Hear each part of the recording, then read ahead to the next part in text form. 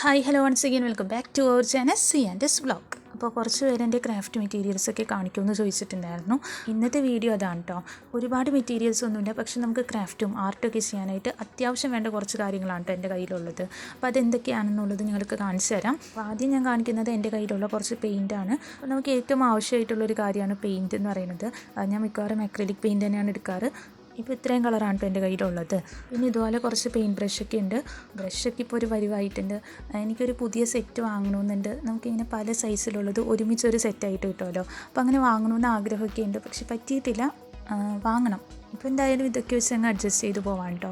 പിന്നെ ഇതുപോലെ കുറച്ച് സ്പോഞ്ചിൻ്റെ പീസ് ഉണ്ട്, അതും നമുക്ക് പെയിൻറ്റ് ചെയ്യാൻ വേണ്ടിയിട്ടുള്ളതാണ്. ഇന്ന് ഞാനിങ്ങനെ പെയിൻ്റ് ഉള്ള ബോട്ടിലും പിന്നെ ഇല്ലാത്തതൊക്കെ മാറ്റി വയ്ക്കുന്ന നേരത്താണ് ഈ ഒരു വീഡിയോ എടുക്കാമെന്ന് വിചാരിച്ചത് കേട്ടോ. അപ്പം അങ്ങനെ നോക്കിയപ്പോൾ എൻ്റെ കയ്യിലുണ്ടായിരുന്ന കൂടുതലും പെയിൻറ്റൊക്കെ തീർന്ന കുപ്പിയായിരുന്നു. ഇത്രത്തോളം പെയിൻറ്റ് ബോട്ടിൽ നമുക്ക് കിട്ടിയിട്ടുണ്ട്. ഇതിൻ്റെ ഉള്ളിൽ ഒട്ടും പെയിൻറ്റ് ഇല്ല കേട്ടോ. ഞാൻ കംപ്ലീറ്റ് ഇങ്ങനെ വടിച്ചെടുത്ത് പെയിൻറ്റ് ചെയ്ത് തീർത്തിട്ടുള്ളതാണ്.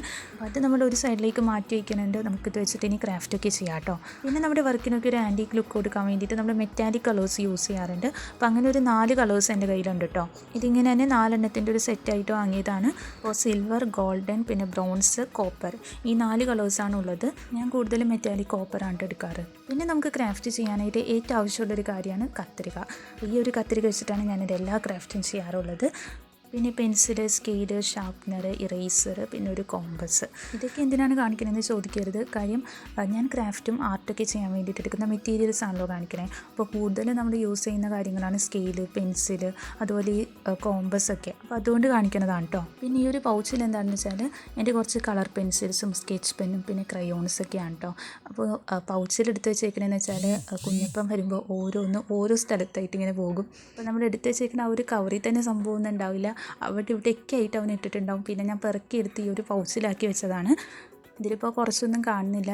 പിന്നെ കിട്ടിയതൊക്കെ ഞാൻ പെറുക്കി ഇതിലിട്ടിട്ടുണ്ട്. പിന്നെ കളർ പെൻസിൽ ഷാർപ്പൻ ചെയ്യാനായിട്ടുള്ളൊരു ഷാർപ്പനറുണ്ട് കേട്ടോ. അപ്പോൾ അത്രയും കാര്യങ്ങളാണ് ഈ ഒരു പൗച്ചിലുള്ളത്. പിന്നെ നമുക്ക് ഡ്രോയിങ് ചെയ്യാനായിട്ട് ഓയിൽ പേസ്റ്റൽസും അതുപോലെ ക്രയോൺസും ഉണ്ട്. ക്രയോൺസ് കുറച്ചധികം പഴക്കമുള്ളതാണ് കേട്ടോ. പിന്നെ ഓയിൽ പേസ്റ്റൽസ് ഡൂംസിൻ്റെ ആണ്. ഞാൻ എപ്പോഴും അത് വെച്ചിട്ട് തന്നെയാണ് ഓയിൽ പേസ്റ്റൽ ഡ്രോയിങ് ചെയ്യാറുള്ളത്. അപ്പോൾ നിങ്ങൾ കണ്ടിട്ടുണ്ടാവും അത്. പിന്നെ നമ്മൾ നേരത്തെ കത്രികയുടെ കാര്യം പറഞ്ഞില്ലേ, അതുപോലെ തന്നെ ക്രാഫ്റ്റൊക്കെ ചെയ്യുമ്പോൾ നമുക്ക് ഏറ്റവും ആവശ്യമായിട്ടുള്ളതാണിത്. നമ്മുടെ നോർമൽ പേപ്പറൊക്കെ ഒട്ടിക്കാൻ വേണ്ടിയിട്ട് ഫെവിക്കോൾ ഉണ്ട്. പിന്നെ ഒട്ടാനായിട്ട് കുറച്ചുകൂടി ബുദ്ധിമുട്ടുള്ള കാര്യങ്ങൾ നമ്മുടെ ഫെവി ബോണ്ട് വെച്ചിട്ടാണ് ഒട്ടിച്ചെടുക്കാറ്. അതുപോലെ എൻ്റെ കയ്യിൽ സൂപ്പർ ബോണ്ട് ഉണ്ട് കേട്ടോ. അപ്പോൾ ഇങ്ങനെ ഒട്ടി നിൽക്കാനായിട്ടൊക്കെ കുറച്ചധികം ബുദ്ധിമുട്ടുള്ള കാര്യങ്ങളാണെങ്കിൽ നമുക്ക് ഈ ഒരു സൂപ്പർ ബോണ്ട് വെച്ചിട്ട് ഒട്ടിച്ചെടുക്കാം. പിന്നെ നമ്മുടെ കയ്യിൽ ഗ്ലൂ ഗൺ ഉണ്ടെങ്കിൽ കുറച്ചുകൂടി നല്ലതായിരിക്കും എന്ന് തോന്നുന്നു. കാര്യം നമുക്ക് ഏകദേശം എല്ലാ മെറ്റീരിയൽസും അത് വെച്ച് ഒട്ടിക്കാൻ പറ്റും. പക്ഷേ ഞാനിതുവരെ ഗ്ലൂ ഗൺ ഉപയോഗിച്ചിട്ടില്ല. എനിക്ക് വാങ്ങണമെന്നുണ്ട് കേട്ടോ. നേരത്തെ ക്രയോൺസും സ്കെച്ച് പെന്നൊക്കെ കാണിച്ചില്ലേ, അപ്പോൾ കാണിക്കേണ്ടതായിരുന്നു.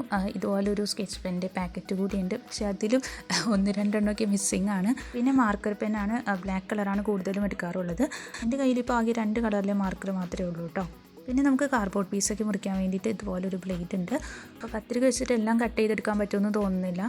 അതുകൊണ്ട് ഞാൻ ഇങ്ങനത്തെ ഒരു ഇതും കൂടി വാങ്ങി വെച്ചിട്ടുണ്ട് കേട്ടോ. പിന്നെ എൻ്റെ കത്രിക നിങ്ങൾ കണ്ടല്ലോ, അത് വെച്ചിട്ട് നമുക്ക് ഒരുപാട് കട്ടിയുള്ള കാർഡ്ബോർഡൊന്നും കട്ട് ചെയ്തെടുക്കാൻ പറ്റില്ല. അപ്പോൾ ഇതുപോലൊരു ബ്ലേഡ് ഉണ്ടെങ്കിൽ നല്ലതാണ്. പിന്നെ കുറച്ച് ടേപ്പുകളുണ്ട് കേട്ടോ. ഇത് നമ്മുടെ സെലോ ടേപ്പാണ്. അപ്പോൾ സ്റ്റിക്കർ ചെയ്യാനായിട്ടും അതുപോലെ വോളിലേക്കൊക്കെ ഒട്ടിച്ച് കൊടുക്കുമ്പോൾ ചിലത് ഞാൻ സെലോ ടേപ്പ് വെച്ചിട്ടാണ് ഒട്ടിക്കാറ്. അപ്പോൾ അതിന് വേണ്ടിയിട്ട് വാങ്ങി വെച്ചിട്ടുള്ളതാണ്.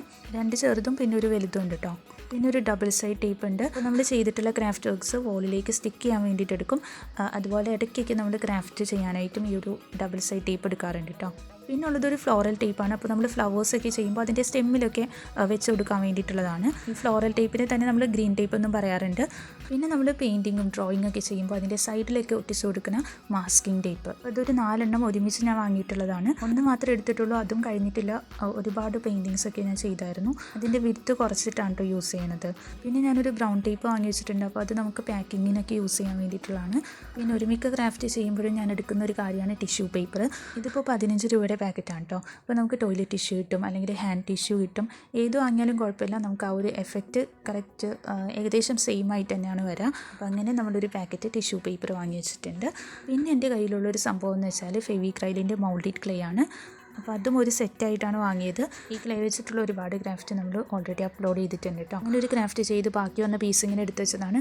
ഇതിങ്ങനെ വെച്ചാലും കുഴപ്പമൊന്നുമില്ല, അത് ചീത്തയായി പോകില്ല. പക്ഷെ നമ്മൾ മിക്സ് ചെയ്തിട്ട് വയ്ക്കരുത്, അപ്പോൾ അതിങ്ങനെ ഹാർഡായിട്ട് പോകും. അപ്പോൾ ക്ലേ വെച്ചിട്ട് ഒരുപാട് ക്രാഫ്റ്റ് ചെയ്യാറില്ല, എന്നാലും സിമ്പിളായിട്ടുള്ള കുറച്ച് ക്രാഫ്റ്റ് വർക്കൊക്കെ നമ്മൾ അപ്ലോഡ് ആക്കിയിട്ടുണ്ട് കേട്ടോ. പിന്നെ കുറച്ച് ബീഡ്സും സ്റ്റോണൊക്കെ ഉണ്ട്. അപ്പോൾ ഇതുപോലെ ഒരു ബ്ലൂ കളറിലെ സ്റ്റോൺ ഉണ്ട്, പിന്നെ വൈറ്റ് കളറിലെ ബീഡ്സ് ഉണ്ട്. പിന്നെ ഗോൾഡൻ സിൽക്കിൻ്റെ ഒരു ചെറിയ പാക്കറ്റ് ഞാൻ വാങ്ങി വെച്ചിട്ടുണ്ട് കേട്ടോ. ഇങ്ങനെയുള്ളതൊന്നും ഒരുപാട് വാങ്ങി വയ്ക്കാറില്ല. പിന്നെ എന്തെങ്കിലും ആവശ്യം വരുമ്പോഴാണ് നമ്മളതൊക്കെ വാങ്ങുന്നത്. പിന്നെ അത് വെച്ചിട്ട് തന്നെ ഞാൻ ഒരുപാട് ക്രാഫ്റ്റ് വർക്ക് ചെയ്യാറുണ്ട്. പിന്നെ നമുക്ക് പെയിൻറ്റൊക്കെ മിക്സ് ചെയ്യാൻ വേണ്ടിയിട്ട് ഒരു പാലറ്റ്. അപ്പോൾ ശരിക്കും ഇത് പാലറ്റല്ല, കളഞ്ഞ് കിട്ടിയൊരു സംഭവമാണ് കേട്ടോ. അപ്പോൾ അതിൻ്റെ 2 പീസുണ്ട്. ഒന്നവിടെ വെച്ചിട്ടുണ്ട്. പിന്നെ നിങ്ങൾക്കിത് കാണുമ്പോൾ തന്നെ മനസ്സിലാവും ഞാനതെങ്ങനെയാണ് ഉപയോഗിക്കുന്നതെന്നൊക്കെ ഉള്ളത്. പിന്നെ എന്തായാലും പെയിൻറ്റിംഗ് ഒക്കെ ചെയ്യുമ്പോൾ നമുക്കത് മിക്സ് ചെയ്യാൻ വേണ്ടിയിട്ട് ഇങ്ങനെ ഒരു സംഭവം ആവശ്യമാണ് കേട്ടോ. പിന്നെ ഞാൻ ഒരുപാട് ആഗ്രഹിച്ച് വാങ്ങിയൊരു കാര്യമാണ് ക്യാൻവാസ് ഷീറ്റ്. അതെനിക്ക് കിട്ടിയപ്പോൾ ഞാനൊരു ഷോർട്ട് വീഡിയോ അപ്ലോഡ് ചെയ്തിട്ടുണ്ടായിരുന്നു. അതിന് 1 മില്യൺ വ്യൂസ് ആയിട്ടോ. ഇത് കിട്ടിയപ്പോൾ എനിക്ക് ഭയങ്കര സന്തോഷമായിരുന്നു. കാരണം ഞാൻ അത്രയും ആഗ്രഹിച്ച് വാങ്ങിയൊരു കാര്യമാണ്. കുറേ നാളായിട്ട് എനിക്ക് ഇതുപോലെ ഒരു ക്യാൻവാസ് ഷീറ്റിൽ പെയിൻറ്റിങ് ചെയ്യണമെന്നുണ്ടായിരുന്നു. പിന്നെ നമ്മൾ കുറേ പെയിൻറ്റിങ്സ് ചെയ്തിട്ടുണ്ട്. അപ്പോൾ ഇതുപോലെ ഒരു ക്യാൻവാസ് റോൾ ഉണ്ട് കേട്ടോ. പിന്നെ ഈ ഒരു സംഭവം എന്താണെന്ന് വെച്ചാൽ വാർണിഷാണ്.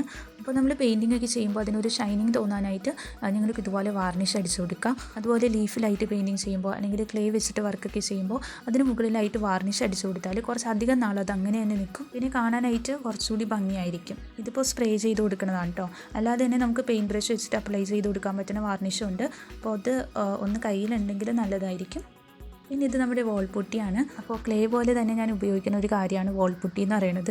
അത് നമ്മൾ ഏകദേശം കുറച്ച് ക്രാഫ്റ്റൊക്കെ ചെയ്യുമ്പോൾ ഈ ഒരു വോൾപുട്ടി വെച്ചിട്ടാണ് ചെയ്തിട്ടുള്ളത്. അപ്പോൾ ക്ലേക്ക് പകരമായിട്ട് വേണമെങ്കിൽ യൂസ് ചെയ്യാം കേട്ടോ. ഇത് ഞാൻ പുറത്തേക്ക് എടുത്ത് കാണിക്കാനുള്ള പാക്കറ്റ് പൊട്ടിച്ച് വെച്ചേക്കാണ്. അപ്പോൾ കുറച്ച് പൊട്ടിയൊക്കെ ഇങ്ങനെ പുറത്തേക്ക് പോയിട്ടുണ്ട് കേട്ടോ.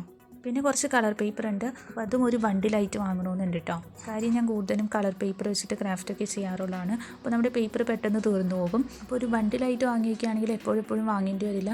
പിന്നെ റേറ്റും കുറച്ച് വ്യത്യാസം വരുമെന്ന് തോന്നുന്നുണ്ട്. അപ്പോൾ എൻ്റെ കയ്യിൽ ഇത്രയും പേപ്പറാണ് കേട്ടോ ഉള്ളത്. പിന്നെ ഗ്ലിറ്റർ ഫോം ഷീറ്റാണ്. ഇതും ഞാൻ അങ്ങനെ അധികം വാങ്ങി വയ്ക്കാറൊന്നുമില്ല. ഇപ്പോൾ ആകെ ഈ 2 പീസാണുള്ളത്, ഗ്രീൻ കളറും പിന്നെ റെഡ് കളറും. പിന്നെ ഞാൻ കുറച്ച് ക്രേപ്പ് പേപ്പർ വാങ്ങി വെച്ചിട്ടുണ്ട്. അപ്പോൾ യെല്ലോ കളറിലെയും ഗ്രീൻ കളറിലെയും പേപ്പറാണ് കേട്ടോ. അപ്പോൾ നമ്മുടെ അടുത്ത ക്രാഫ്റ്റ് ഈ ഒരു ക്രേപ്പ് പേപ്പർ വെച്ചിട്ടാണ്. അപ്പോൾ എന്തായിരിക്കും എന്നുള്ളത് നിങ്ങൾക്കൊരു ഐഡിയ കിട്ടുന്നുണ്ടെങ്കിൽ അതൊന്ന് കമൻറ്റ് ചെയ്ത് പറയാം കേട്ടോ. പിന്നെ ക്രാഫ്റ്റ് ചെയ്യാനായിട്ട് ഇതുപോലെ കുറച്ച് ഫെദേഴ്സ് കളക്ട് ചെയ്ത് വെച്ചിട്ടുണ്ട്. അപ്പോൾ പ്രാവിൻ്റെയും കോഴിയുടെയൊക്കെ തൂവലിങ്ങനെ കളക്ട് ചെയ്ത് വെച്ചിട്ടുണ്ട്. കുറച്ചുകൂടി ഉണ്ടായിരുന്നു. അപ്പോൾ കുഞ്ഞപ്പം വരുമ്പോൾ അവൻ്റെ ഒരു പണിയാണ് ഈ ബോക്സ് ഇങ്ങനെ തുറന്ന് വയ്ക്കും. അപ്പോൾ നമ്മൾ ഫാനൊക്കെ ഇട്ടിട്ടുണ്ടാവുമല്ലോ, കാറ്റ് കൊണ്ടിട്ട് കംപ്ലീറ്റ് തൂവലിങ്ങനെ പറന്നു പോകും കേട്ടോ. അല്ലാന്നുണ്ടെങ്കിൽ അവൻ പുറത്തേക്കൊക്കെ എടുത്തുകൊണ്ട് കളയും. പിന്നെ നമുക്ക് ഒളിപ്പിച്ച് വയ്ക്കാനായിട്ടൊന്നും പറ്റില്ല. ഈ ഒരു കാര്യം ഇങ്ങനെ ഓർമ്മയുണ്ടാവും. അപ്പോൾ വരുമ്പോൾ ചോദിക്കും ഇതെവിടെ അതെവിടെ എന്ന് പറഞ്ഞിട്ട്. കൊടുത്തില്ലെങ്കിൽ ഭയങ്കര ബഹളമായിരിക്കും. പിന്നെ ഇടയ്ക്കൊക്കെ അവൻ തന്നെ അതൊക്കെ പിറക്കി വയ്ക്കുകയും ചെയ്യും. അപ്പോൾ അങ്ങനെ കുറച്ച് തൂവലൊക്കെ കാണാതെ പോയിട്ടുണ്ട്. ഇവിടെ തന്നെ എവിടെയെങ്കിലും കിടക്കണുണ്ടാവും.